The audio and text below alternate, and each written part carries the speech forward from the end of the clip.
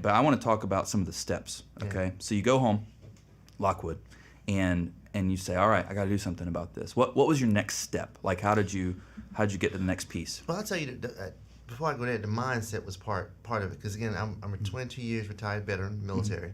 So I had learned tactical. How are you? He's like 72 and he's just... How old are you? Well, How is this? I'm a little bit over 40. But Okay. I went in the Guard, so I did the Guard. So Yeah. I was able to go in the Guard. Again, my story is a little bit different, and I want to talk about the mindset because I was born mentally. They labeled me as being mentally retarded. Wow. So they put me in resource classes for 7 years of my life, and told me that I would never learn like the average kid. So for me, I've always looked at people to try and figure out the glass is always full. So I'm always looking for the opportunity, the goodness in people. So when it comes to community, I'm always looking for the positive sides. I try and never see the negative.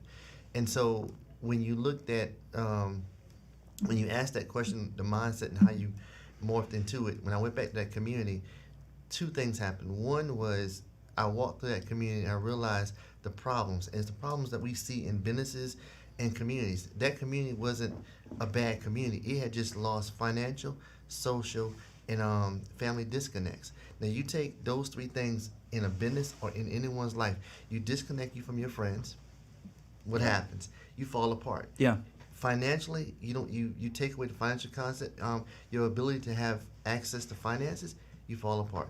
And then the most key thing is social aspects, being able to interchange and interlock with people. When those three things fall apart, communities fall apart. And I never forget, I went to the HOA meeting, and we were sitting there, and the HOA meeting was like 4 people. Mm-hmm. I was the fourth. Right. But it was 3 old ladies, and they were passionate about community. They showed up, and they were telling a story about how bad the crime was. And their solution was to go in and bolt the windows down on all the houses. And so I was like, wait a minute. So if you're... Seems like the wrong message, you know? These 3 old ladies, if you go inside the house and bolt your windows down, if the house caught on fire, how are you going to get out? Right. And I said, wait a minute, this is not the community I grew up in. I grew up in South Carolina in a unique community. We didn't have a whole lot. We were poor, but not poor-minded. Mm-hmm. And but we had a sense of pride. And there's no way you're going to tell me that your solution is to bolt the windows down. We've got to do something.